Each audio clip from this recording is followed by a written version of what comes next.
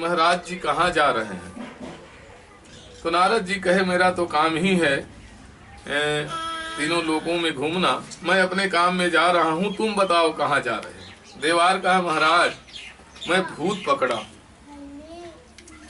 तो बोले भूत पकड़े हो, कहाँ रखे हो।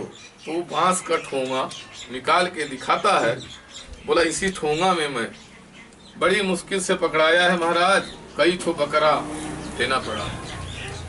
तो नारद जी कहे कि देखो कोई तुम देवार हो, तुम तंत्र मंत्र जानते हो, मैं तीनों लोकों में घूमा लेकिन आज तक भूत नहीं देखा, तो तुम मुझे भूत दिखा दो। तो बोले नहीं नहीं नहीं, ये बड़ी मुश्किल से पकड़ाया है, जैसे मैं खोलूंगा ठोंगा और ये भाग जाएगा, इसलिए मैं इसको दिखा नहीं सकता। बोले देखो भाई तुम्हारा भूत भी ना भागे और मैं देख भी लूं, और तुमको दिखाना पड़ेगा। तो कोई जानता था कि नारद जी ब्रह्म ऋषि हैं, देव ऋषि हैं, ये जो है इनको अगर मैं नहीं दिखाऊंगा वो भूत तो ये श्राप दे देंगे और मेरा दुर्गति हो जाएगी। इसलिए वो डरता भी था नारद जी से, नारद जी को पहले से जानता था, तो डरा नारद जी से। तो बोले महाराज ठीक है अब दिखाऊंगा, आप शांत रहिए दिखाता हूँ। तो कहता है कि एक आंख बंद करिए और एक आंख ठोंगा में लगाइए।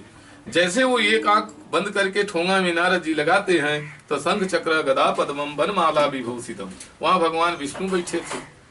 नारद जी बोले कि मेरे को फिर तो मोह नहीं हो गया, और मोह के कारण तो ये विष्णु नहीं दिख रहे हैं। फिर स्तुति करते हैं भगवान का, लेकिन वो वास्तव में विष्णु भगवान बैठे थे। तो नारद ने कहा कि भगवान ये देवार कहता है कि कुंभी के पेड़ के नीचे गाड़ने ले जा रहा हूँ। ऐसी मान्यता है कि भूत को अगर कुंभी के पेड़ के नीचे गाड़ दिया जाए तो भूत वापस कभी आता नहीं है। तो ये कहता है कि कुंभी के पेड़ के नीचे गाड़ने ले जा रहा हूँ, इसमें आप बैठे हैं, अगर आपको गाड़ देगा कुंभी के नीचे तो कैसे काम चलेगा। तो भगवान विष्णु ने कहा नाना रूपो धरो भुक्ता सर्वेशा सिद्ध पदम, नारद तुम जहाँ जा रहे हो वहां जाओ, इसका कष्ट दूर हो जाएगा, इसके भक्त का कष्ट दूर हो जाएगा। ये फूल अक्षत कुंभी के पेड़ के नीचे ले जाकर गाड़ देगा, मुझे नहीं गाड़ेगा, तुम चिंता मत करो। मुझे नाना प्रकार का रूप बनाना पड़ता है, क्योंकि संसार में कई प्रकार के लोग हैं, तो जिस प्रकार के लोग मुझसे मिलते हैं उसी रूप में मुझे जाना पड़ता है। इस तरह जो है नारद जी को समझा कर विष्णु भगवान वहाँ से विदा कर। तो कहने का मतलब ये है कि कलयुग में सबसे बड़ा व्रत, कम खर्चा, कम समय और सबसे बड़ा फल को देने वाला ये सत्यनारायण भगवान की कथा मैंने आप लोगों के सामने सुनाई। इसके बाद जो पहले जन्म में वृद्ध ब्राह्मण कथा सुना था, वो दूसरे जन्म में सतानंद नाम का ब्राह्मण हुआ। और सतानंद नाम का ब्राह्मण का नाम आप लोगों ने सुना होगा, जिसको हम लोग सुदामा कहते थे। सुदामा और कृष्ण, तो वही विप्र था, वही वृद्ध ब्राह्मण था जो पहले बार कथा सुना था भगवान का।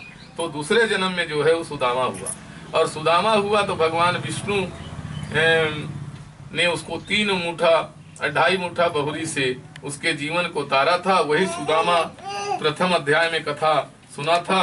और जो लकड़हारा था, लकड़ी बेच के कथा सुना था, वो बाद में भिल हो जा, भिल माने केवट। जब भगवान जा रहे थे वन को तो वही ने गंगा का पांव पखारा था, उन्हीं का पांव पहले वही पखारा था। वही भिल नाम का जो राजा वो था, निषाद राज था, वही वो दूसरे जन्म में बना जो दूसरे बार कथा सुना था, वो लकड़हारा। तीसरे अध्याय में जो